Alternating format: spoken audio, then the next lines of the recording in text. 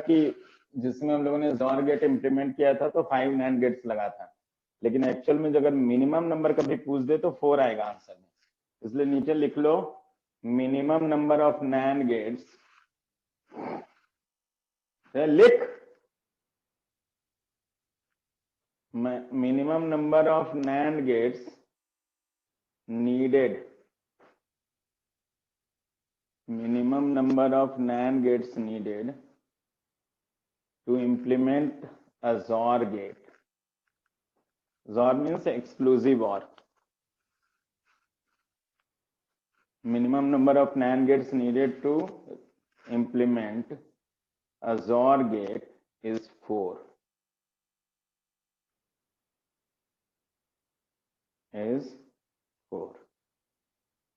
ठीक है, चलो क्वेश्चन चलते हैं। क्वेश्चन नंबर 5 जो दे रखा है, यहाँ डायग्राम बना दिया है। देखो ये क्वेश्चन नंबर 5 का डायग्राम है। यहाँ पे एक नैंड गेट है, तो पहले ए है, तो यहाँ पर जो आउटपुट आएगा वो आएगा ए डॉट बी का कॉम्प्लीमेंट होगा। नैंड हो गया, यहां से गया ए, यहां से इस पर गया बी, ये दोनों का गया ए डॉट बी कॉम्प्लीमेंट, और यहां पे चला गया ए डॉट बी का कॉम्प्लीमेंट। मान लेते हैं इसका रिजल्ट आया x1, इसका रिजल्ट हुआ x2। तो यहां जो रिजल्ट आएगा, अगर इस जगह पे देखें तो y इक्वल्स टू हम लिख सकते हैं x1 डॉट x2 का ये आ जाएगा कॉम्प्लीमेंट। ये ओवरऑल है, ठीक है। अब पहले चलते हैं x1 वाले पार्ट पे। अगर हम लेते हैं लेट अस टेक y, पहले x1 x2 लिख लेते हैं। x1 कितना हो गया, तो वो हो गया हमारा a डॉट बी का कॉम्प्लीमेंट, फिर ये हो गया हमारा डॉट a, फिर इसके ऊपर ओवरऑल कॉम्प्लीमेंट आएगा, ये आ गया कॉम्प्लीमेंट। अगर हम इसको लिख लें तो यहां तक आया। फिर हम आते हैं x2 पे, x2 इक्वल्स टू ये आएगा a डॉट बी का कॉम्प्लीमेंट डॉट b, ये एंड हो गया, और एंड के ऊपर एक और कॉम्प्लीमेंट, तो नैंड वाला पार्ट हो गया। अब आता है y इक्वल्स टू, देखो y इक्वल्स टू अगर हम लिखते हैं तो ये है x1 डॉट x2 का ओवरऑल कॉम्प्लीमेंट। इसका मतलब हो गया this is x1 complement plus x2 complement. अरे इतना तो समझ में आता होगा, x1 कॉम्प्लीमेंट डिमॉर्गन्स लॉ से कर लिया। अब देखो यहाँ पे कॉम्प्लीमेंट है, तो x1 का कॉम्प्लीमेंट अगर हम लोग करेंगे तो ये आ जाएगा हमारा nothing but a dot B dot a, ये हो जाएगा x1 कॉम्प्लीमेंट करने के बाद, ठीक है। ये हो गया प्लस, अब आते हैं x2 का कॉम्प्लीमेंट करेंगे, तो ये कॉम्प्लीमेंट था, कॉम्प्लीमेंट कॉम्प्लीमेंट बच जाएगा कितना, तो बच गया a डॉट बी का कॉम्प्लीमेंट डॉट बी, ये हो गया कॉम्प्लीमेंट कॉम्प्लीमेंट करने के बाद। तो ये x1 कॉम्प्लीमेंट का वैल्यू ये हो गया, x2 कॉम्प्लीमेंट का वैल्यू ये हो गया। अब कुछ नहीं है, इसमें फिर यूज करो, तो y, इसको मैं y1 लिख देता हूं, let us take this as y1, इसको लिख देता हूं y2। इसमें तो जो है कॉम्प्लीमेंट का कॉम्प्लीमेंट आएगा, मतलब ये हो जाएगा x1 डॉट x2 आ जाएगा फाइनली, ठीक है। अब यहां से करेंगे तो ये हो गया y equals to nothing but, इसको पहले डिमॉर्गन्स लॉ लगाते हैं, ये हो गया a complement plus b complement dot a, इतना सा पार्ट हो गया, प्लस इसको करेंगे तो ये हो गया हमारा a complement plus b complement De Morgan's law लगा के प्लस b, अब इसमें से आते हैं, ब्रेक करो इसको। ये हो गया ए, इसको y1 लिखा था ना, y1 लिख देता हूँ सब जगह, ये y1 है। तो A complement dot B plus ये हो गया ए डॉट बी कॉम्प्लीमेंट, पहला टर्म, प्लस यहां पे जाएंगे तो ये हो गया A complement dot B plus B dot B complement. अब हमको पता है ए कॉम्प्लीमेंट डॉट ए हमेशा 0 होगा, उसी तरह बी कॉम्प्लीमेंट डॉट बी हमेशा 0 होगा, क्योंकि इसको अगर 1 रखेंगे तो ये 0 बन जाएगा, डॉट लिया तो 0, इसको अगर 0 लिया तो ऐसे में 0 हो ही जाएगा। तो इस हिसाब से इसका रिजल्ट हमेशा 0, इसका रिजल्ट 0, तो ये आ गया मेरा A dot B complement plus A complement dot B, जो बेसिकली जोर गेट के लिए होता है। इसका मतलब this is nothing but A XOR B. तो इतना सा पार्ट जो डॉटेड मैंने दिखाया है, इस डॉटेड वाले पार्ट तक अगर हम लोग लेते हैं तो ये रिप्रेजेंट कर रहा है जोर गेट, और नंबर ऑफ गेट्स कितना नीडेड है, 4। तो ये हो गया जोर गेट। लेकिन ओवरऑल जाओगे तो ये हो जाएगा एक्स नॉर गेट, क्योंकि सीधा सा बात होता है कि जब भी हम लोग y2 लिखने जाएंगे तो y2 इज नथिंग बट, चूंकि ये नॉट गेट की तरह काम कर रहा है, तो y1 का कॉम्प्लीमेंट, और जोर गेट का कभी भी कॉम्प्लीमेंट लेंगे तो वो मिलेगा हमको एक्स नॉर गेट। तो ये हो गया जोर गेट का हम लोगों ने कॉम्प्लीमेंट लिया, तो this is nothing but A B, जिसको हम लोग लिख सकते हैं या सीधा कि एक्स नॉर गेट। तो ओवरऑल अगर फाइनली देखेंगे तो this result is result of XNOR, exclusive NOR gate.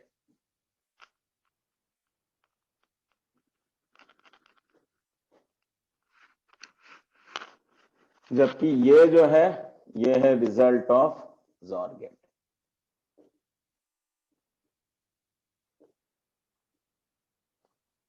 और इसी के साथ सवाल संख्या 5 खत्म होता है। ये लास्ट पार्ट है। अरे भेजा में कुछ गया कि लटक गया बीची में?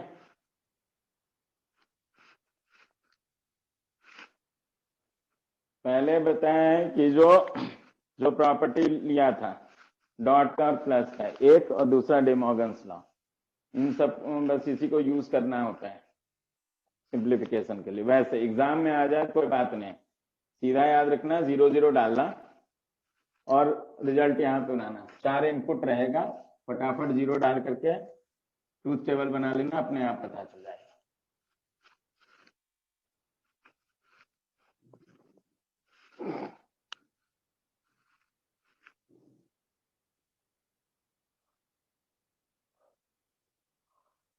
हो गया तो आगे बढ़ने जरा।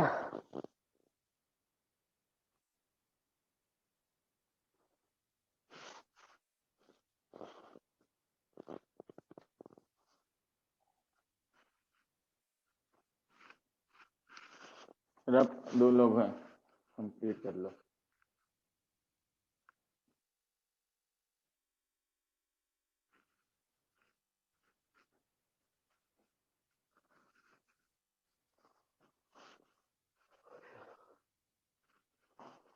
तो मेंस का एग्जाम है कितने से? 23rd से, 22nd से शुरू है। बढ़िया, पहले बार में ढंग से दे लो ताकि टेंशन नहीं रहे आगे के लिए।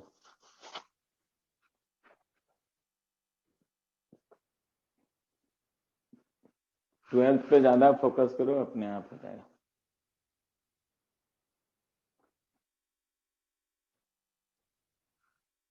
अरे जल्दी जल्दी लिख,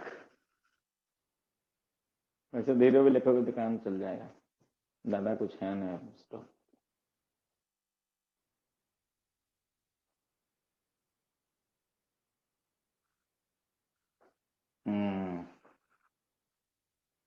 ठीक।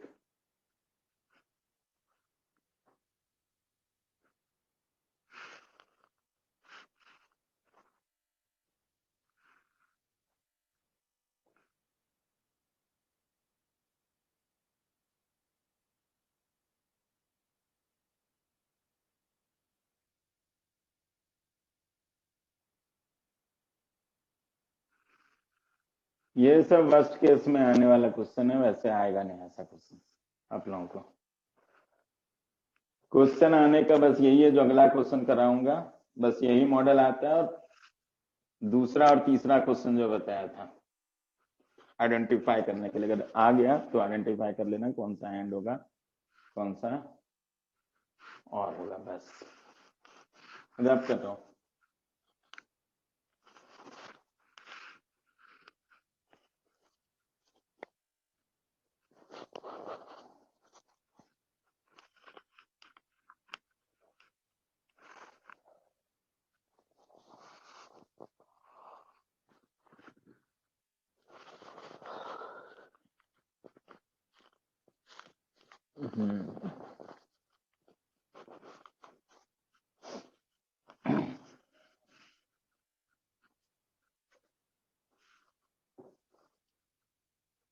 देखो क्वेश्चन नंबर 7 है, ये बताया था कि 2 लेवल ऑफ वोल्टेज इसके अंदर होता है, तो पहले 2 लेवल ऑफ वोल्टेज डिसाइड कर लो।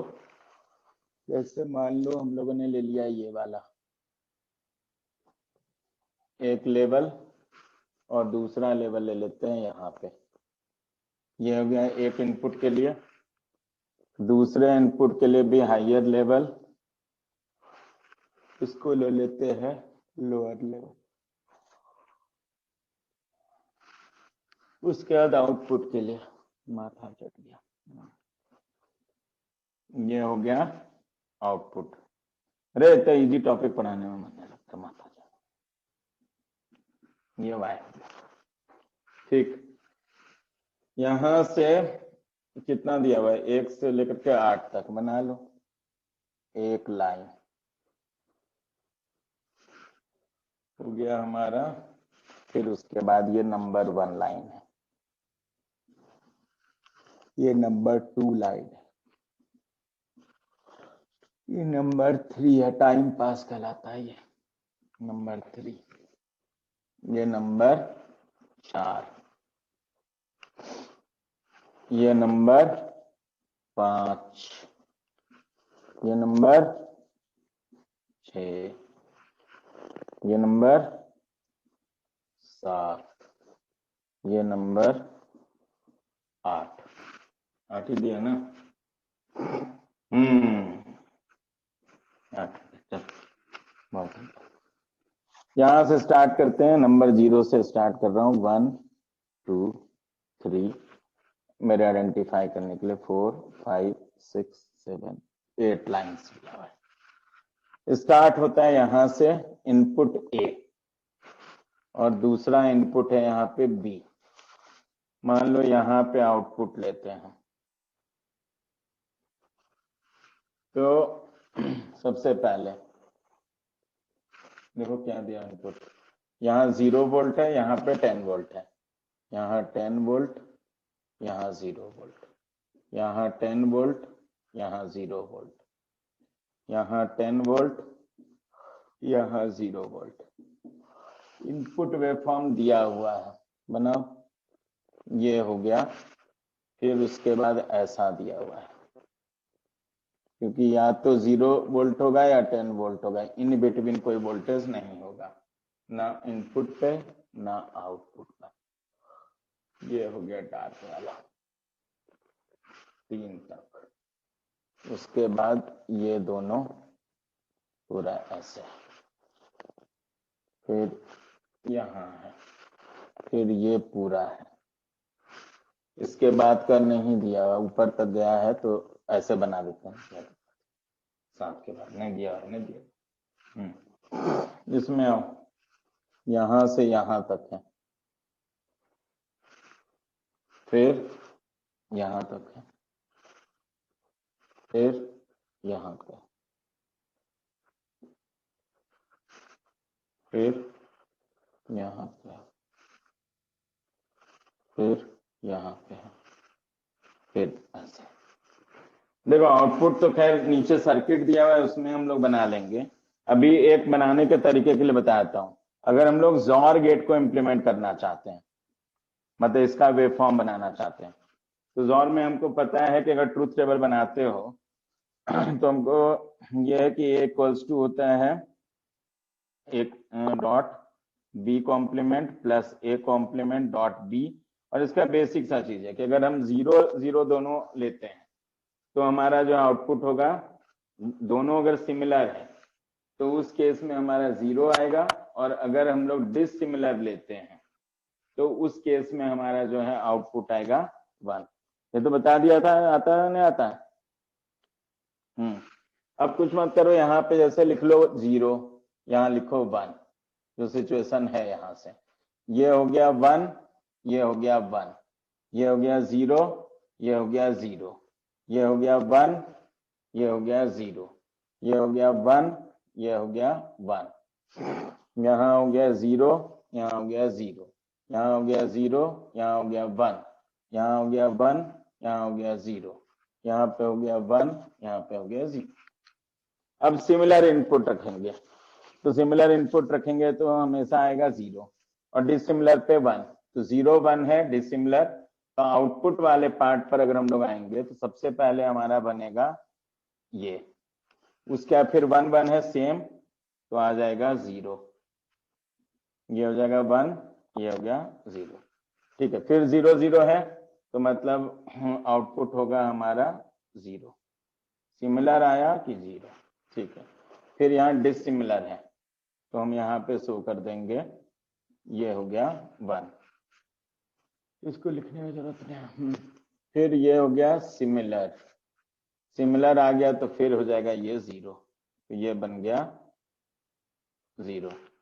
फिर यहाँ आते हैं, ये सिमिलर है, सिमिलर है तो फिर ये 0, यहाँ पे डिसिमिलर है मतलब 1, यहाँ पे डिसिमिलर है 1, यहाँ पे डिसिमिलर है 1, मतलब ये लाइन बन गया। चाहो तो 1 0 0 1 0 0 1 1 1 चलता है। ये बनाने का तरीका होगा, कभी एग्जाम में आ गया और ये जनरली आता है। अच्छा, इसमें किस तरह का क्वेश्चन रहा, जैसे क्वेश्चन ए और बी की सर्किट दिया हुआ है और पूछा कि जो आउटपुट वेवफॉर्म बनाओ, तो जैसे ए पार्ट का सर्किट जाएंगे, ए पार्ट के सर्किट में दो तरीका है। एक तो सीधा है कि वैल्यू डाल 0 और 1 को डाल करके वैल्यू यहाँ पे ऐसे बना लेना ट्रूथ टेबल, हमेशा यहाँ पे ए लिख लेना, यहाँ बी लिख लेना, 0 0 1 1 फिर 0 0 1, अरे यहाँ 0 1 0 1 लिखते थे, रद्दी 0 1 0 1, ये हो गया ऐसे। अब 0 0 डाल करके उस सर्किट में वैल्यू पुट करना और यहाँ पे फिल कर लेना, फिल करके उसका फिर बना देना। अरे माथा में गया नहीं गया बात। तो ये तरीका होगा वेवफॉर्म बनाने का। वैसे अगर आपको रिड्यूस करना आता है वेरिएबल तब तो कोई बात नहीं है, बैठ करके जो है रिड्यूस कर लेना, उससे पता चल जाएगा क्या आएगा। जैसे इस वाले क्वेश्चन में अगर जाते हैं तो यहाँ पे दिया हुआ है इस तरह से, ये सर्किट गिवन है क्वेश्चन में, और बोला कि इसका जो आउटपुट है वो वेवफॉर्म बनाना है if input is given to us A and B. तो इसका आएगा ए प्लस बी, यहां से इधर से गया तो ये आ गया ए, इसका हमको अच्छा एंड दिया हुआ है ना कि नैंड, एंड दिया है क्वेश्चन में एंड दिया हुआ है, तो y इक्वल्स टू हो गया हमारा A dot A plus B. तो खैर ये तो एक लाइन का चीज हो गया कि ए डॉट ए करोगे तो ए आएगा, ए डॉट बी करोगे तो यहां से ये आंसर लिख देता हूं, ये हो गया A dot A plus B. तो y इक्वल्स टू लिखेंगे तो ये हो गया A dot A plus B. इसको हम लोग लिख सकते हैं ए डॉट ए प्लस ये हो जाएगा A dot B. A dot A जो है ए के बराबर हो गया, और ये हो गया ए डॉट बी, ए को बाहर ले लो, ये हो जाएगा डॉट 1 प्लस बी, और 1 प्लस बी का वैल्यू हमेशा 1 होगा, चाहे बी 0 आए चाहे 1 आए, रिजल्ट 1 होगा, तो फाइनल आंसर होगा ए। इसका मतलब जो आउटपुट आएंगे वही वेवफॉर्म बना देंगे जो ए का। अरे इनपुट में जो एक दे रखा है वही यहाँ पे आउटपुट में आ जाएगा। हो गया क्वेश्चन खत्म। उसी तरह से बी वाले पार्ट पे जाएंगे।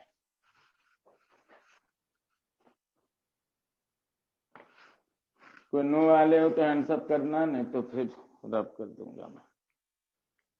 हाँ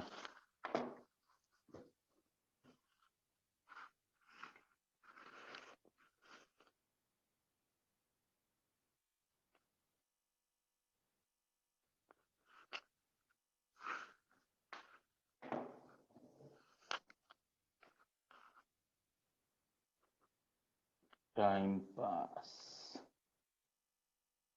लिख, आराम से लिख, कोई बात नहीं।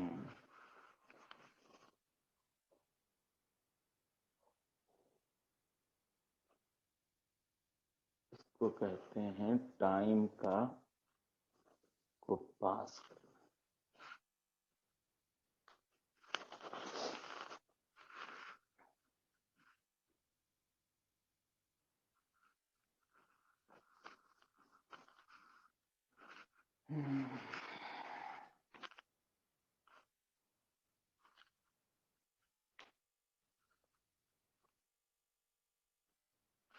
क्या ड्राइंग, आजकल तो ड्राइंग बेकार हो गया। टीचर सर भी बोलेंगे क्या इतना सिखाया लेकिन फिर भी जो है नहीं आया ड्राइंग बनाने।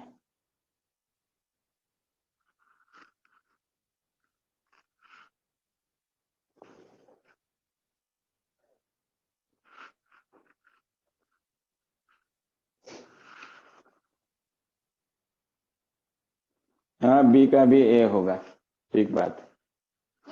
दोनों का इंसिडेंटली ऐसा हुआ कि सर्किट का आंसर दोनों में ए ही आ गया, ए में भी बी में भी।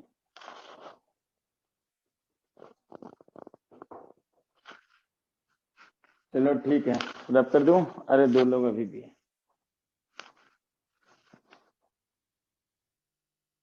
15 अभी है, आधा घंटा, लेकिन अभी क्वेश्चन भी है साथ में।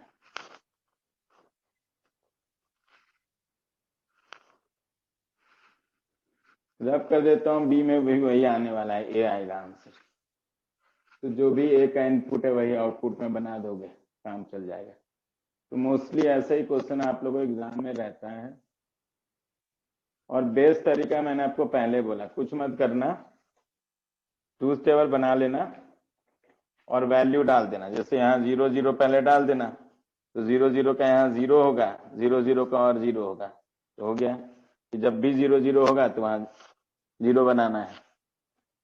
1 0 उसके बाद फिर 0 1 डाल लेना, 0 1 डालेंगे तो यहाँ हो जाएगा 1, यहाँ हो जाएगा 0, तो 0 0 फिर 0 ही हो जाएगा। तो उससे पता चल जाएगा 0 1 जब भी रहेगा तो भी हमारा 0 हो जाएगा।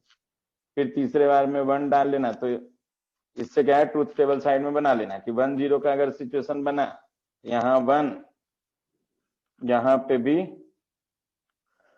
आ जाएगा 1, तो यहाँ 1 1 हो गया, तो यहाँ पे 1 हो जाएगा। अरे बात समझ में आने, 4 ही तो इनपुट का बनाना है, फट से बना लेना और उसका वेब फॉर्म यहाँ पे बना लेना उसके हिसाब से, एग्जाम के हिसाब से बोला। अगर नहीं समझ में आ रहा है सर्किट तो टेंशन लेने का जरूरत नहीं, सब लिखने का जरूरत नहीं, सीधा वैल्यू 4 रखो, ट्रूथ टेबल बनाओ कि 0 0 लेते तो क्या रिजल्ट आया था लिख लो, उसी तरह से चारों लिख लो, उसके फिर उसी को मैच कराते हुए वेब फॉर्म बना लो।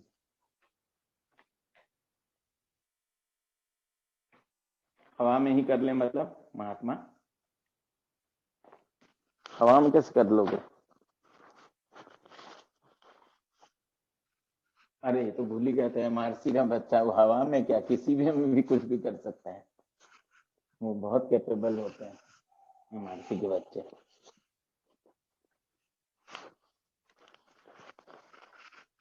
इसलिए वो तो सही बात है। चलो बी पार्ट। बी वाले पार्ट में तो खैर वही है, इसमें कुछ है नहीं खास। सेम यहाँ पे एक और गेट दिया हुआ है, यहाँ पे एक एंड गेट दिया हुआ है। और यहाँ पे हो गया ए, यहाँ पे हो गया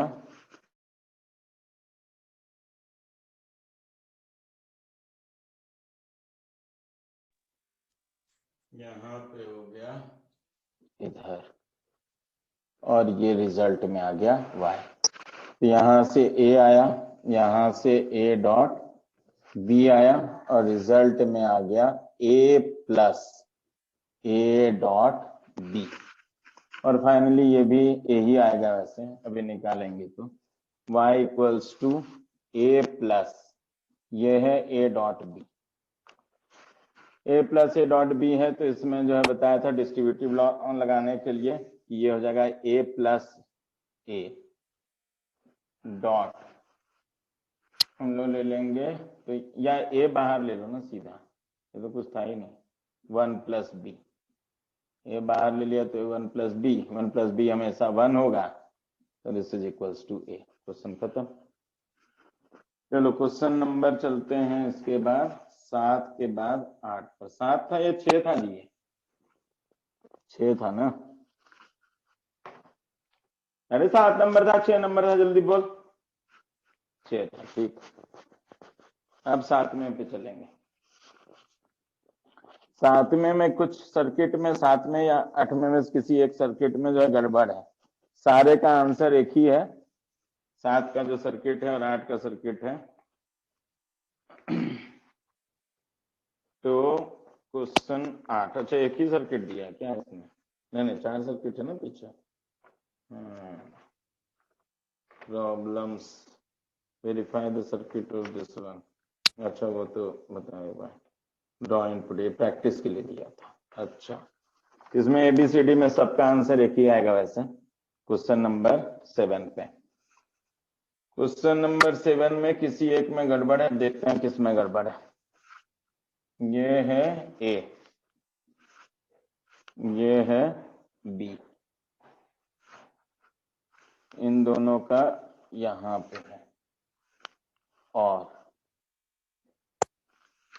फिर है यहां से क्रॉसओवर करके ले लेंगे इधर ये।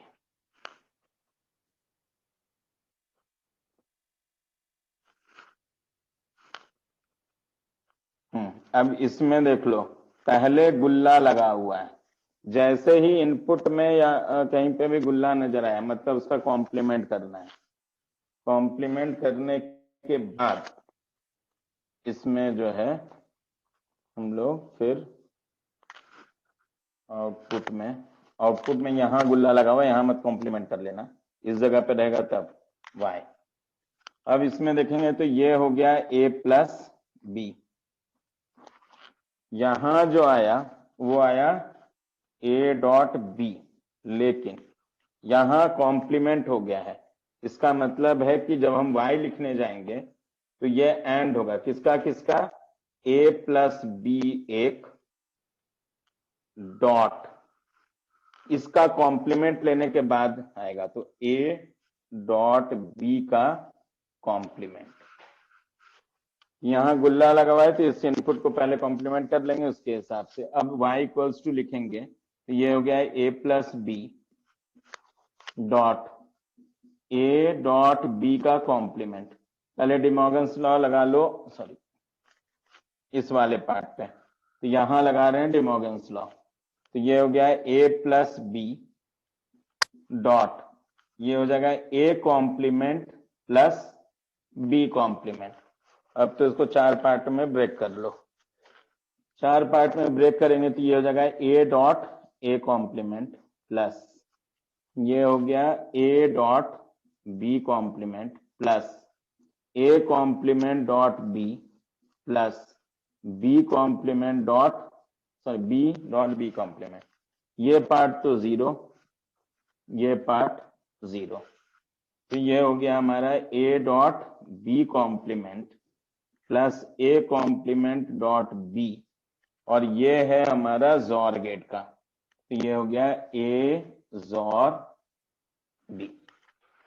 तो ये रिप्रेजेंट कर रहा है फाइनली जोर गेट। ये हो गया a पार्ट, ठीक उसी तरह से बी पार्ट पे जाओगे।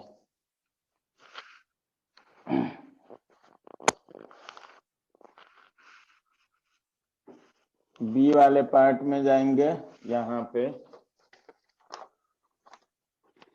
तो दे रखा है, हाँ इसी में शायद गड़बड़ है, रुक देखने दे। ये है कॉम्प्लीमेंट करके डाला है ना, ये हुआ और उसके बाद ऐसे है, ये तो ठीक है, ये वाला यहाँ तक तो ठीक है। अब आते हैं, ये हो गया ए, ये हो गया बी। दूसरे में ये आ रहा है ए कॉम्प्लीमेंट बी कॉम्प्लीमेंट, तो ये भी नहीं, हाँ इसी में गड़बड़ है। यहाँ पे देखो, इस डायग्राम में चेंज कर लेना बी वाले में। इसमें जो है गड़बड़ क्या किया कि गुल्ला लगाना था, यहाँ लगा दिया यहाँ पे, तो इसीलिए वो गड़बड़ है।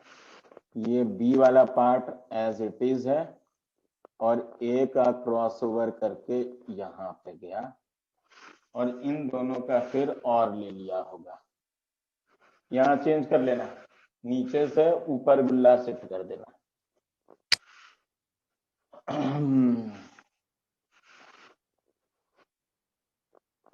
ये हो गया y, इसमें सीधा सा a b कॉम्प्लीमेंट, तो a डॉट b कॉम्प्लीमेंट, और ये हो गया हमारा a कॉम्प्लीमेंट डॉट b, और ये हो गया हमारा a dot b complement plus a complement dot b, तो ये है हमारा XOR गेट हो गया। आते हैं सी वाले पार्ट पे।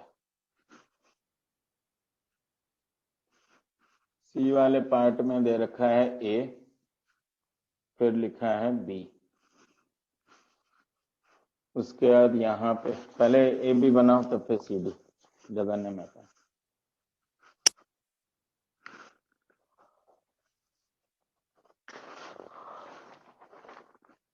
तो कुछ है नहीं इस टॉपिक के अंदर बचा हुआ।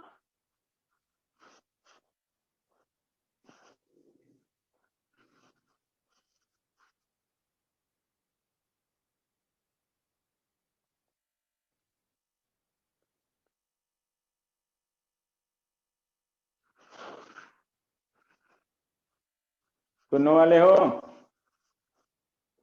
नहीं तो रब कराओ नीचे।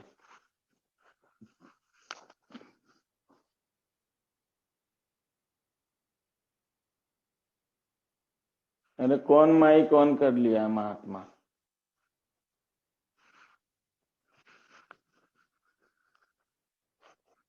होस्ट में कौन हो? किसी का माइक शायद ऑन है, सबको म्यूट कर दो, मेरे को छोड़ के बता, नहीं तो पता चला मेरे को भी म्यूट करके बैठ जाओगे। तो उसमें देख लो, मेरे को छोड़ के बाकी सबको म्यूट कर दो, या म्यूट कर दो, मैं यहाँ से हटा दूंगा। सी वाला पार्ट, सी वाले पार्ट में यहाँ ए, यहाँ पे बी,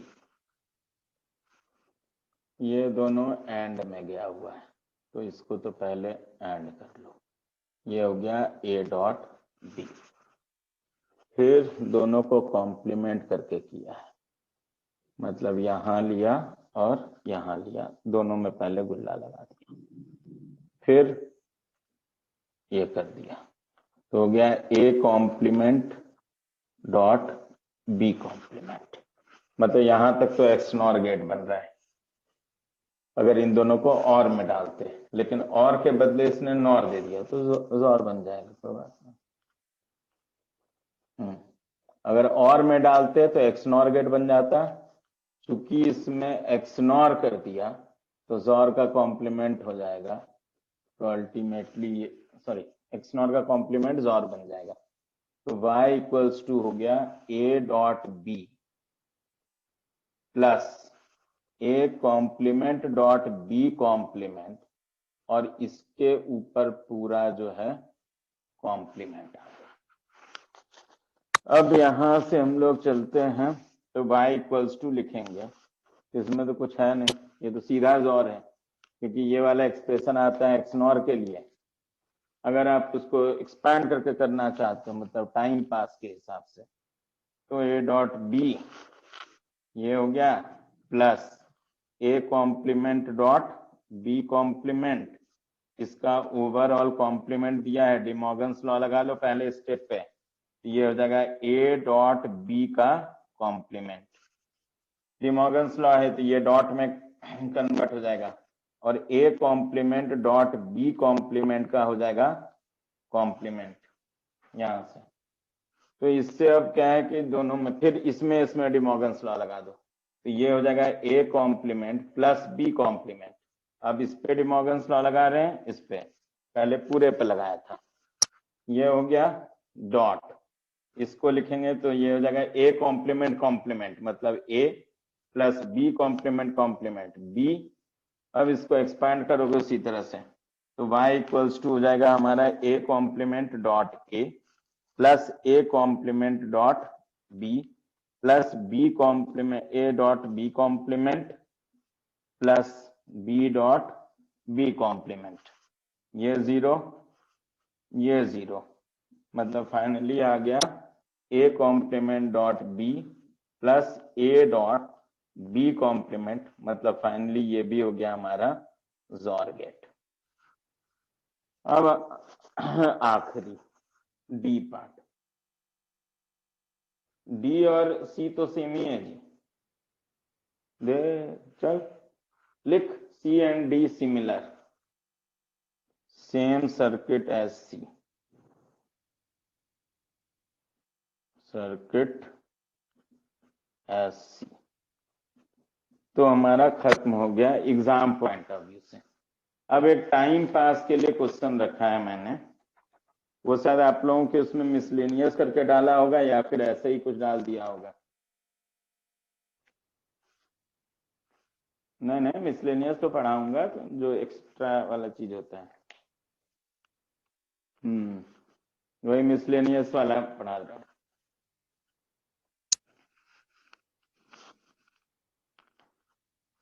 उसका तरीका सीख लो।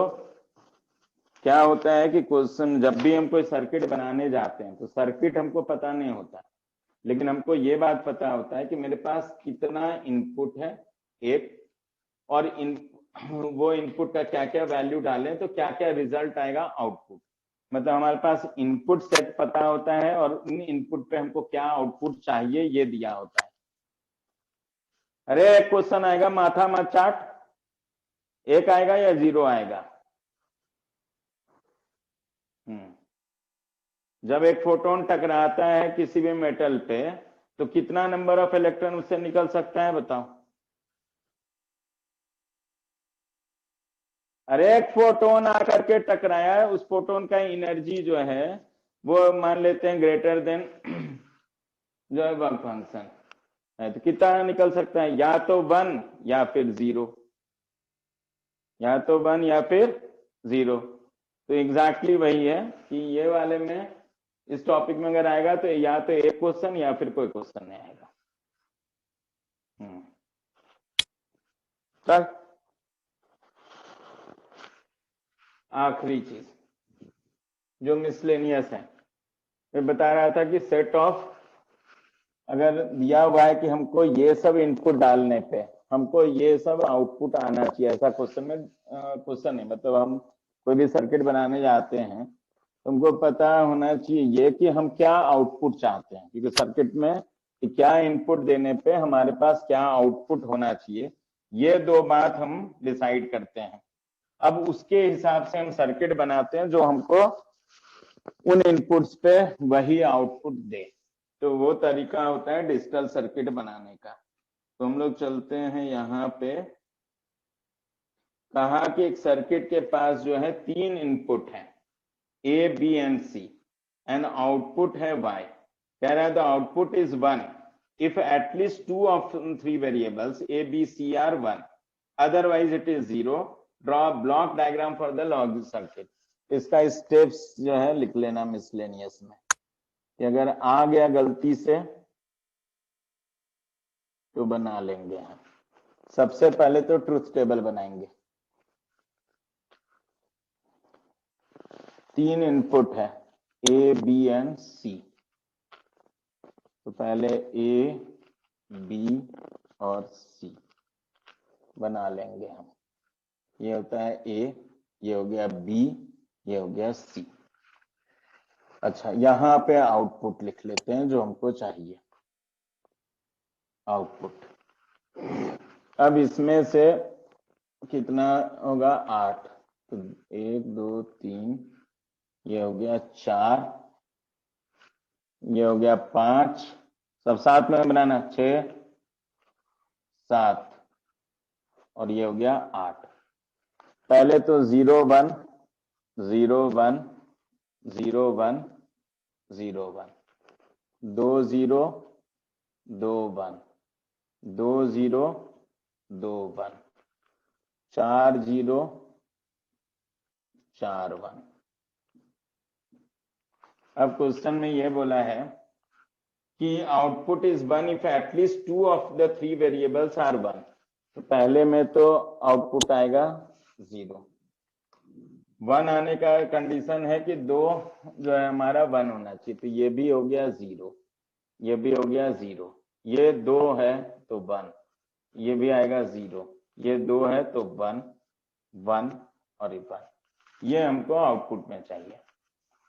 अब सबसे पहले हम जो है y के लिए इक्वेशन लिखेंगे। उसका तरीका है कि जो जो 1 है उसको मार्क कर लो पहले। 1 1, ये 1 है, ये 1 है, 4। अब सबका डॉट लेकर के सबको ऐड करते जाओ। तो सबसे पहले हम y लिखेंगे। सबसे ये जो टर्म आता है इस वाले पे होगा a को कॉम्प्लीमेंट में, क्योंकि तीनों का, और अगर हम कहें तीनों का जो है एंड लेंगे तो 1 आना चाहिए। तो तीनों का एंड आने के लिए मैं लिखूंगा a complement dot b dot c, पहला। दूसरा जो 1 यहां है इसको, ये हो गया a डॉट, इसको 1 बनाने के लिए b complement dot c plus, अब आते हैं इस पर, ये रह गया a डॉट b और इसको कर देंगे c complement plus a b c। तो ये हो गया a dot b dot c। इसका फायदा ये है कि या तो जिस समय पे ये 1 होगा, मतलब ये वाला, शुरू करो, जैसे हम लोग लेते हैं कि ये सेट ऑफ इनपुट आया तो इसको इसमें तो 1 आ जाएगा, लेकिन बाकी सब 0 आएगा। सिर्फ ये वाला, जैसे यहाँ पे लिया तो 1 डॉट 1 डॉट 1, तो ये 1 हो गया। अब यहाँ पे आएंगे, ये वाला जो दे रखा है, तो अगर ये सेट ऑफ इनपुट है हमारा, तो इसमें आओगे तो ये 0 है तो 0 आ जाएगा। फिर ये वाले पे आओगे तो मतलब बाकी जितना भी होगा सब 0 होगा, एक्सेप्ट इसको छोड़ करके 1 पर। जब हमारा ये वाला आ रहा होगा तो ये वाला तो 1 आएगा, लेकिन बाकी सब 0 होगा, बाकी जितना भी है उसका जो है 0 हो जाएगा उस हिसाब से। तो एक पर्टिकुलर सेट ऑफ ये आ गया, ये इसको हम बोलते हैं मिन टर्म्स। ये सब जो कहलाता है, ये टर्म, ये टर्म, ये टर्म और ये टर्म, इन सबको बोलते हैं मिन टर्म्स, MIN, मिन टर्म्स। तो बेसिकली y जो होगा ये होगा हमारा नथिंग बट और ऑफ, y रिप्रेजेंट्स और ऑफ ऑल मिन टर्म्स। तो मिन टर्म्स का मतलब ये हो गया कि जो 1 जिसका रिजल्ट आता है उसको बनाने के लिए हम जो लिखते हैं, तो ये सब कहलाएगा मिन टर्म्स। तो ये वाला कहलाया हमारा मिन टर्म, ये हो गया मिन टर्म्स, इन सबको बोलेंगे मिन टर्म्स। ये सब कहलाएगा मिन टर्म्स, और उसका और कर दिया। ठीक है, अब इसमें से सर्किट को अगर कुछ हद तक सिंप्लीफाई कर सकते हो तो सिंप्लीफाई कर लो, इससे नंबर ऑफ गेट्स हमारा कम पड़ेगा। सिंप्लीफिकेशन पे जाएं अगर, तो y इक्वल्स टू, इन दोनों में से c को बाहर ले लो, तो ये हो जाएगा a complement dot b plus a dot b complement, ये हो गया डॉट c, प्लस इन दोनों में a b को बाहर ले सकते हो, तो ये हो जाएगा a डॉट b और ये हो जाएगा c कॉम्प्लीमेंट प्लस c।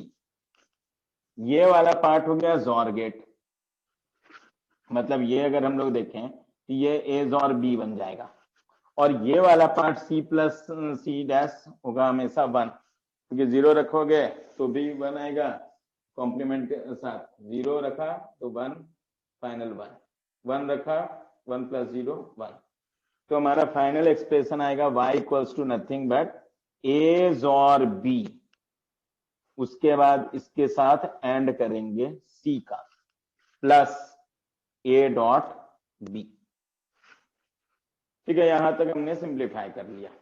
अब लास्ट स्टेप है हमारा, तो हम लोग सबसे पहले इक्वेशन लिखेंगे। इक्वेशन जब कंप्लीट कर लिया उसके बाद इसको रिड्यूस कर सकते हो तो रिड्यूस कर लो, नहीं रिड्यूस कर सकते हो तो कोई बात नहीं, बस यही कि नंबर ऑफ गेट्स बढ़ जाएगा अगर रिड्यूस नहीं करेंगे। रिड्यूस कर लिया तो ठीक है, गेट्स हमारा जाएगा, कम हो जाएगा थोड़ा, यहां तक कर लिया, फाइनली जो अब सर्किट बना देंगे यहाँ पे।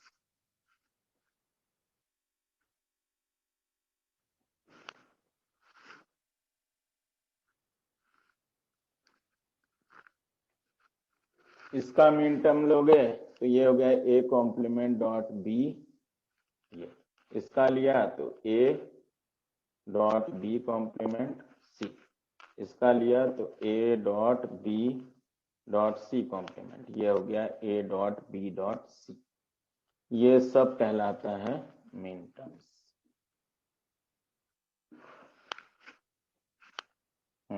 अब इसका और कर लिया, हो गया सबका लिखा। बस अब आखिरी स्टेप बचा हुआ है कि हमको सर्किट बनाना है, जो कि ये सब इनपुट डालने पे यही आउटपुट हमको मिलेगा। कोई नो वाले नहीं है इसलिए रब कर रहा हूं अब।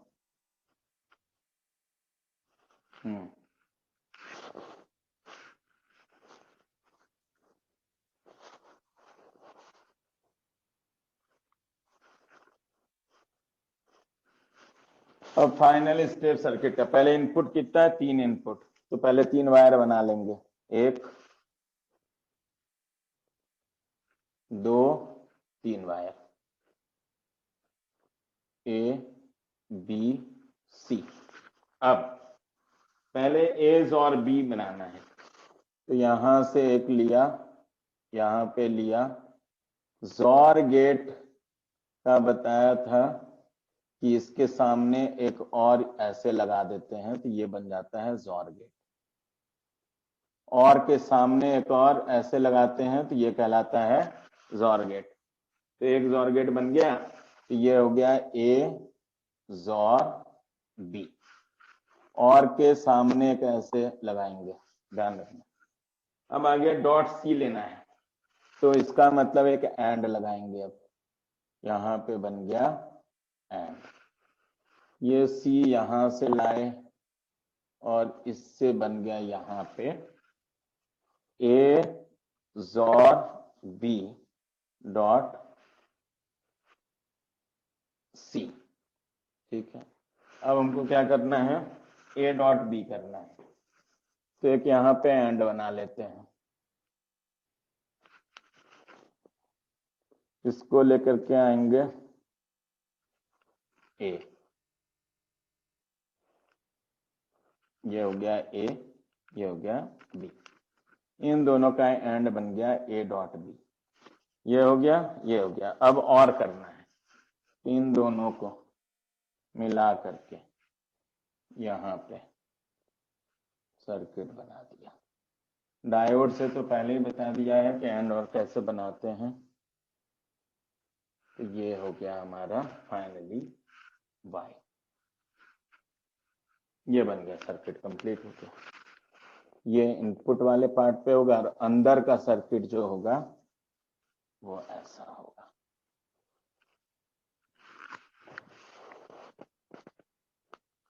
और इसी के साथ ये टॉपिक समाप्त।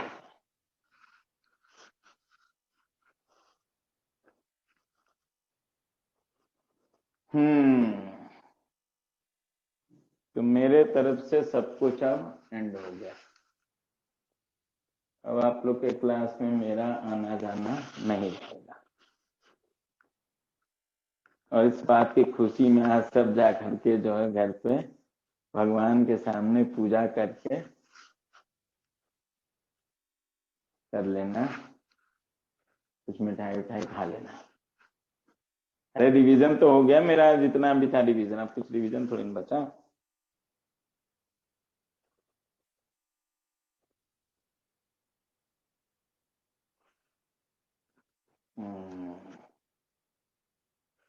अच्छा A5 वाला बचा है तो झेलना, फिर क्या करो। जिसका बचा है वो लोग लड्डू मत चढ़ाना है, क्योंकि बेमतलब का चढ़ाने को मतलब नहीं।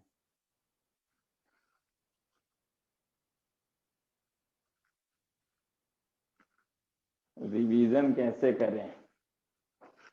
ये रिवीजन करने का देखो मेरा तरीका बड़ा अलग था। अब वो चीज, हर आदमी का अपना अलग अलग पैटर्न है रिवीजन करने का। जो मेरा हैबिट होता था, मैं आपको चाहो तो मैं बता देता हूँ कि जो बड़ा सिंपल सा होता था, मैं कोई भी टॉपिक सिंपली नोट्स साइड में रख दो और सिंपली बैठ गया और आंख बंद करके, जैसे मान लो इलेक्ट्रोस्टैट टॉपिक का रिवीजन करने जा रहे हैं, तो दिमाग में पहला टॉपिक याद किया कि कूलम्ब्स लॉ। कूलम्ब्स लॉ क्या होता है, माथे में आ गया इक्वेशन कि ठीक है ये होगा। उसका जो वाइटल पॉइंट है, क्या क्या होता है, फोर्सेस का interaction, like charges unlike charges, जो भी ये सब आ गया। उसके फिर अगले पे गए कि उसमें क्या होगा, तो भाई फील्ड ऑफ फोर्स, तो इलेक्ट्रिक फील्ड के बारे में, पोटेंशियल के बारे में दिमाग में सोचना शुरू किया कि क्या क्या चीजें, मतलब टॉपिक एक के बाद एक। फिर वो हो गया तो फिर पोटेंशियल एनर्जी, एक चार्ज पार्टिकल का किसी पॉइंट पे इनसाइड इलेक्ट्रिक फील्ड रीजन, वो सोचा। फिर फोर्स क्या होगा, तो वो एक्सप्रेशन आ गया कि Q इंटू ई हो जाएगा। फिर बड़े उसमें इक्विलिब्रियम का तो बात पता ही होगा। जब वो पार्ट कंप्लीट हो गया मेरे माइंड में, तो फिर हम बढ़े कि भाई डायपोल्स पे, कि डायपोल क्या होता है। फिर अगर हमारा एक्सियल पॉइंट क्या होता है, इक्वेटोरियल पॉइंट क्या होता है, जनरल पॉइंट होता है, तो अपने दिमाग में ही इक्वेटोरियल पॉइंट पे क्या जो है एक्सप्रेशन आएगा, या जनरल पॉइंट है तो उसका क्या इक्वेशन आता है। अगर भूल गए इक्वेशन, तुरंत नोट्स में वो वाला चीज देखो कि वो क्या था इक्वेशन, ताकि इक्वेशन रिवीजन हो गया, फिर आगे बढ़े, दिमाग में ही चले कि आगे क्या चीज होगा टॉपिक में। इस तरह से जो है कंप्लीट करते करते मैक्सिमम टाइम मेरे को जो लगता था, वो लगता था हाफ एन आवर टाइम एक चैप्टर, एक पूरे टॉपिक को रिवाइज करने में। अब बचा कि कुछ कुछ इक्वेशन हम भूल गए, तो कुछ इक्वेशन अगर भूल गए तो वो सब बस नोट्स में उठा के देख लिया कि ये सब इक्वेशन जो है भूला हुआ है, तो उस इक्वेशन को याद कर लिया, या फिर कहीं पे चार्ट बना करके अपना रख लो। मैं तो नहीं बनाता था, ध्यान में रख लिया, उसका फिर बढ़ गया अगले चैप्टर पे। फिर उसी तरह से एक दिन का अपना बना लेते थे, आधे घंटे एक घंटे का प्लान करके। और रिवीजन, जैसे सोया हुआ भी हूँ तो एक लाइन से जो है टॉपिक को जो है रिवीजन अपने माइंड में करता रहा, और बाय द एंड जो है फिर जो जो नहीं दिमाग में आ रहा है, या टॉपिक ही आगे दिमाग में नहीं आ रहा है, इसका मतलब स्टकअप हुआ सिचुएशन, तो नोट्स उठा करके एक बार देख लो, या बुक उठा करके, जो भी है रिवीजन का। हम लोग के टाइम में नोट्स वोट्स तो नहीं हुआ करता था, तो बुक्स वगैरह देख लेते थे हम लोग। तो यही तरीका होता था जिसमें कि बहुत ही कम टाइम में ऑलमोस्ट सब रिवीजन हो जाता था। जो जो पॉइंट पे मुझे पता था कि मुझे नहीं आ रहा है या दिक्कत है, उसके लिए बना लेता था, टॉपिक लिख लेता था कि इन सब पे मेरे को एक बार के लिए पढ़ना है। और एक बार लग गया तो 4 घंटा 5 घंटा 6 घंटा, जितना जब तक खत्म ना हो जाए तब तक मैं नहीं उठता था। तो ये सब हो गया। लेकिन यही है कि हर आदमी का अपना अलग पैटर्न है, हर आदमी का अलग तरीका है, तो कोई भी एक सेट मेथड इसमें नहीं बोल सकते। मेरा ये बोलना कि this is the best way, तो मैं ये ऐसा कुछ नहीं बोल सकता। ये मैंने बताया कि मैं इस तरह से करता था जब भी चीजें। और एक बात ये था कि जो मेरे साथ ऐसा कभी नहीं होता था कि अगर मैं कोई एग्जाम में अपियर हूँ तो वो क्वालिफाई ना हो, ये मेरे पूरे कभी भी ऐसा नहीं हुआ। और ऐसा भी कभी नहीं हुआ कि मुझे कभी सेकेंड अटेम्प्ट भी लेने का जरूरत पड़ा है। तो इसलिए वो सब तो बात अलग है।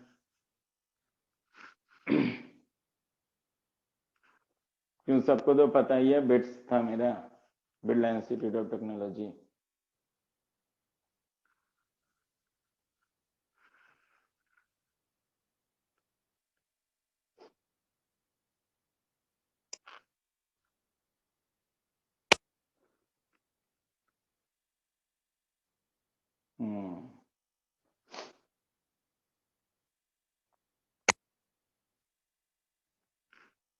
इलेक्ट्रॉनिक्स था मेरा। हाँ, बताया तो, जब जेई तो दिया ही था, जेई बिट सैट जितने भी थे सारे के सारे दिए थे और सब में क्वालिफाई हुआ था। लेकिन ये जब स्टोरी बताता हूँ मैं बच्चों को, जिस समय की एग्जाम के पहले आता है कि जेई में थोड़ा रैंक जरूर मेरा 2247 आया था। तो उस वजह से जो है बहुत अच्छा कॉलेज नहीं मिलना था, क्योंकि हम लोग के जमाने में मैक्सिमम ही 3-3.5 हजार होता था। तो इस वजह से तो उसमें मिल रहा था इंटीग्रेटेड मैथमेटिक्स खड़गपुर में, तो मैंने ऑप्ट नहीं किया था इस वजह से। फिर बिटसेट में चूंकि ऑल ओवर इंडिया रैंक मेरा 25th था, तो इस वजह से मैंने जो है वहां पे ज्वाइन कर लिया था, क्योंकि उसमें टॉप ब्रांच मिल रहा। खैर ये सब बात करना मेरे को पसंद नहीं है यूजुअली क्लास के अंदर।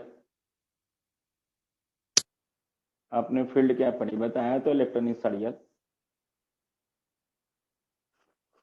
देखो हम लोग के समय में बिट्स के क्वेश्चन तो फिर भी तब अच्छे होते थे, लेकिन आज की तारीख में तो बिट्स के क्वेश्चन में कोई दम नहीं होता, लेकिन उसमें स्पीड बहुत चाहिए। मेंस के क्वेश्चन का लेवल जो होता है उससे नीचे का लेवल का क्वेश्चन जनरली होता है, मैक्सिमम 2-4-5 क्वेश्चन को छोड़ दिया जाता है। मैक्सिमम क्वेश्चन वैसे होता है, लेकिन स्पीड बहुत मेंटेन करना होता है। इसलिए इवन दो कि बहुत इजी एग्जाम होते हुए भी कंपटीशन बहुत टफ होता है, और मोरलेस यही देखा गया है कि एक आध ही एक्सेप्शन में होता है कि वो मेंस में या एडवांस क्वालिफाई नहीं कर पाया और बिट्स में अच्छा रैंक लाया, कम ही होता है ऐसा।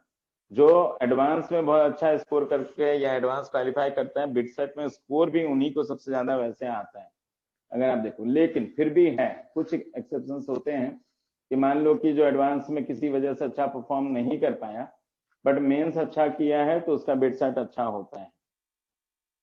तो उस केस में आप जो है बिटसेट पे फोकस कर सकते हो आराम से। उसके लिए बुक मार्केट में अवेलेबल है, उसके क्वेश्चन के पैटर्न को लेकर के कोई भी एक बुक ले लो और उसका प्रैक्टिस थोड़ा कर लो बस। वैसे मोरलेस मुझे नहीं लगता कि कोई अलग से कुछ भी करने का जरूरत है, अगर टॉपिक हमने पढ़ा हुआ है जो भी टॉपिक, क्योंकि फंडामेंटल क्वेश्चंस होते हैं तो फंडामेंटल बेस पे जाओगे। क्या बोलूं मैं नीट भोपाल के बारे में। अरे पहले एग्जाम तो दे लो भैया, मेरे एग्जाम दे लो पहले, कुछ मार्क्स ले आओ, उसके बाद फिर परसेंटाइल आ जाए तब इन सब पे दिमाग लगाना।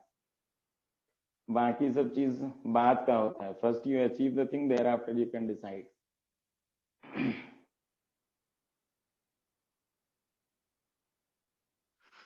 देखो मैं ये सब क्वेश्चन का आंसर देना मेरे लिए बहुत मुश्किल है, क्योंकि आप अगर ये बोलोगे कि लास्ट राउंड पे क्या रिवाइज करना चाहिए नहीं रिवाइज करना चाहिए, तो वो तो इंडिविजुअल का अपना है कि जो टॉपिक आपको लग रहा है कि बढ़िया से नहीं हुआ है तो उसको कर लो, या फिर उससे बेटर होता है कि जो जो टॉपिक आपका स्ट्रांग है उसका रिवीजन कर लो लास्ट मोमेंट पे। जो टॉपिक स्ट्रांग नहीं है उसका रिवीजन करके फ्रस्ट्रेट होने का कोई मतलब नहीं है, एक। दूसरा है कि उस पर बहुत ज्यादा दिमाग लगाने का भी कोई फायदा नहीं है। तो रादर जो जो टॉपिक आपको स्ट्रांग लगता है उसका रिवीजन कर लो लास्ट मोमेंट पे, वही बेटर होता है। बट रिवीजन जरूर होना चाहिए थियोरेटिकल पार्ट का, क्योंकि थियोरेटिकल पार्ट का रिवीजन है तभी आप क्वेश्चन करने की स्थिति में रहते हो। क्योंकि मेरा पॉइंट ऑफ यही रहता है, मैं कभी भी बहुत ज्यादा न्यूमेरिकल्स कभी नहीं करता था। लेकिन एक बार पता होता था कि अगर चैप्टर पढ़ लिया तो उसका कोई भी न्यूमेरिकल होगा तो वो सॉल्व होगा ही होगा, नहीं होने का स्कोप नहीं होता था। बहुत रेयर केस में ऐसा होता था कि क्वेश्चन ना बने। लास्ट एंड बिफोर एग्जामिनेशन बिल्कुल नहीं पढ़ना लिखना चाहिए। अगर पढ़ोगे लिखोगे तो झूठ का जो है माइंड पे स्ट्रेस डालोगे, और स्ट्रेस का रिजल्ट कभी अच्छा नहीं होता है।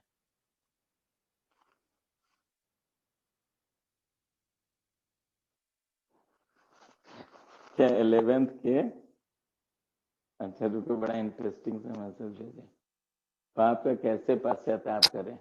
कोई जरूरत नहीं है पश्चाताप करने का 11th के पाप का, 11th अगर नहीं भी पढ़े हो तो। क्योंकि सबसे अच्छा बात यह है कि जो भी एग्जाम लो, चाहे आप एडवांस लो चाहे वो मेंस लो, 60% क्वेश्चन आपको आज की तारीख में 12th से आता है। और अगर कभी भी परसेंटेज देख लो तो आप देखोगे कि 60% अगर एडवांस के हिसाब से कोई आदमी अगर 60% स्कोर करने की स्थिति में रहता है तो उस केस में सीधा सीधा है कि उसको कोई भी एनआईटी जो है मिलने का सिचुएशन बनेगा, मतलब गुड एनआईटी मिल जाएगा आपको अगर आप 60% स्कोर कर लेते हो तो। अब आता है कि हम 60% स्कोर नहीं कर पाते हैं, 50% स्कोर करोगे तो भी आपको एनआईटी कहीं ना कहीं मिल जाएगा। लेकिन सिर्फ जो है 12th के पार्ट को करके हम 60% स्कोर नहीं कर सकते, क्योंकि क्वेश्चन में गलत तो होना लाजमी है। तो वैसे केस में आपका जो है 60% पढ़ करके हम 60% तो स्कोर नहीं कर सकते। तो ये चीज जरूर है कि जो अगर 11th को थोड़ा सा अपना जो है सपोर्ट लेके चलो, 10% या 15% का अगर सपोर्ट लेकर के चलो तो आप 50% तो आराम से स्कोर कर सकते हो। 35% 60 में इधर लाओ, उधर 15% स्कोर कर लो, आपका 50% हो जाएगा, आराम से जो है एनआईटी मिलने का सिचुएशन बन जाएगा। एडवांस पे आते हैं। एडवांस का तो कभी भी आप देख लो, क्वालिफाई करने का अगर बात करते हो तो 20% मार्क्स ही होता है।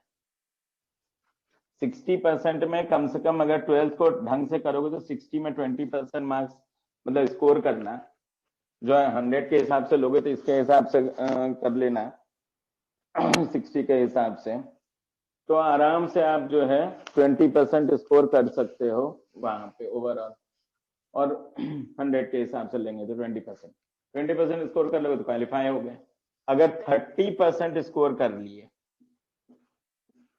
तो अच्छा 35% स्कोर करोगे तो सीट मिल जाएगा किसी भी आईआईटी, किसी भी आईआईटी मतलब एक आईआईटी में मिल जाएगा, हर आईआईटी में नहीं मिलेगा, पर 35% स्कोर करने का मतलब है कि कहीं ना कहीं हमको मिल जाएगा।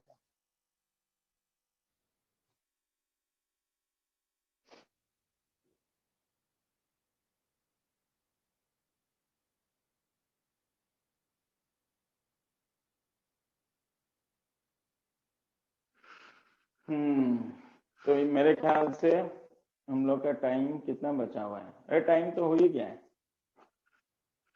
बस 2-3 मिनट बचा है, फटाफट अब लॉग ऑफ कर लो और बढ़िया से पढ़ के एग्जाम दे लो। आई सेट होता है, IIST करके एग्जाम का तो मुझे नहीं पता है, पहले एक आई सेट मैंने जरूर सुना था,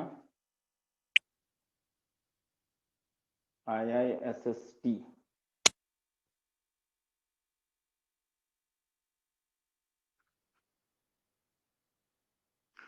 बिट सेट के लिए कुछ नहीं करने का जरूरत होता है, मुझसे अगर पूछोगे तो मैंने बिट सेट के लिए कभी कोई प्रिपरेशन नहीं किया था, एक। और दूसरा मजेदार बात यह है कि जेई का एग्जाम पहले हो गया था, बिट सेट का बाद में हुआ था। मैं बीच में 20 डेज का टाइम था, मैंने एक दिन एक पेज नहीं पढ़ा था, एग्जाम गया ऐसे ही घूमते फिरते कि चलो ठीक है। एडवांस आईआईटी हो चुका था लेकिन डिसअपॉइंटेड था काफी, क्योंकि मैं कभी एक्सपेक्ट नहीं करता था कि 2000 में मेरा रैंक आएगा। मैं हर हालत में 200-300 का रैंक एक्सपेक्ट करता था। I was literally very disappointed at that point of time जब रिजल्ट आया था, तो इसीलिए पढ़ना लिखना छोड़ दिया था। 20 डेज तक कुछ नहीं पढ़ाई किया था, सीधा एग्जाम दिया, और इसीलिए बहुत अच्छा गया था कि एकदम रिलैक्स था, मुझे कोई टेंशन नहीं था किसी चीज का कि होता है नहीं होता है, क्या रिजल्ट होता है। और इसी रीजन से जितना आता था सब करता गया था, और बहुत ऑलमोस्ट सारा पेपर मैंने कर दिया था, उसमें कोई दिक्कत हुआ नहीं था। तो इसीलिए कभी भी बोलूंगा कि एग्जाम देने के पहले अपने ऊपर एक्सपेक्टेशन का बर्डन मत डालना, अगर डालोगे तो डेफिनेट खराब होता है रिजल्ट। एकदम कूल होकर के जाओ, यही मान के चलो कि जो आता होगा बनेगा, जो नहीं आता होगा नहीं बनेगा, कोई टेंशन का बात नहीं। बस इतना करेंगे कि किसी क्वेश्चन पे स्टकअप होकर के टाइम वेस्ट नहीं करेंगे, अगर नहीं बन रहा है तो नो नीड टू स्ट्रगल। हाँ 40% तैयारी है तो एडवांस के लिए बिल्कुल कर सकते हो, अभी आपके पास बहुत टाइम है, 4 मंथ्स टाइम है, और मेंस का एग्जाम देते रहोगे तो जो पार्ट दिक्कत भी है वो सब कवर अप होता रहेगा।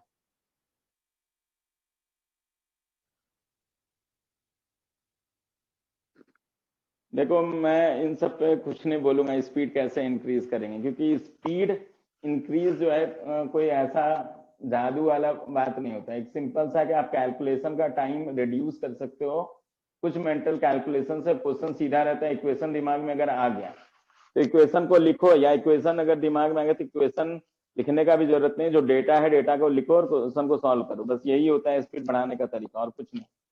इक्वेशन तो पता ही है, डेटा गिवन है, डेटा डालते जाओ उस इक्वेशन में और निकाल लो, इक्वेशन लिखने का टाइम बचा लोगे।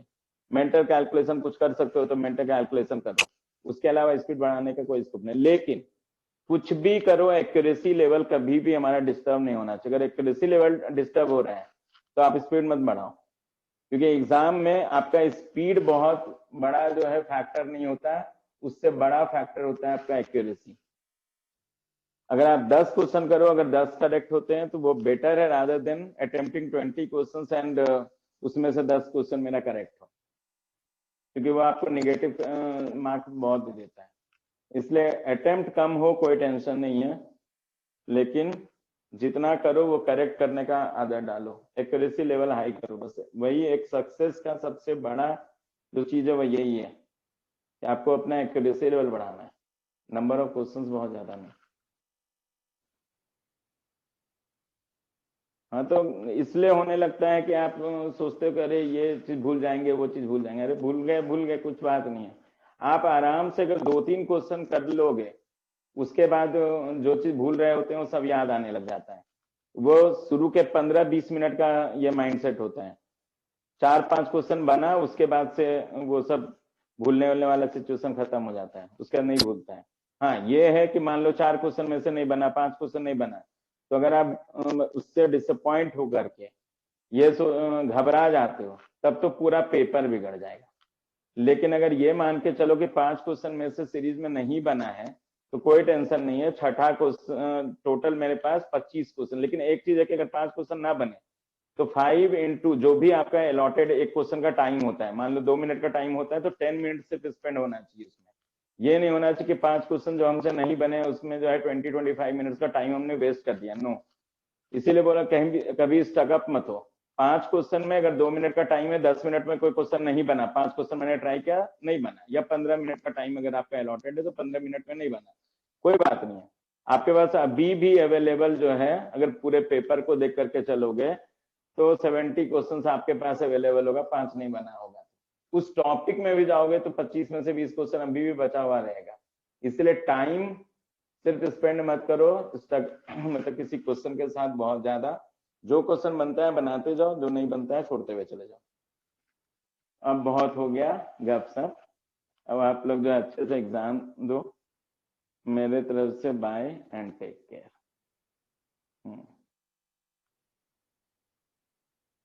सर कोई सीआरक्यू से क्वेश्चन है क्या? धीर महात्मा, इसमें क्या सीआरक्यू से क्वेश्चन, और ये होगा क्वेश्चन नंबर होगा कुछ कुछ 5 नंबर 6 नंबर 7 नंबर, ये 5 6 7। Okay sir, thank you sir.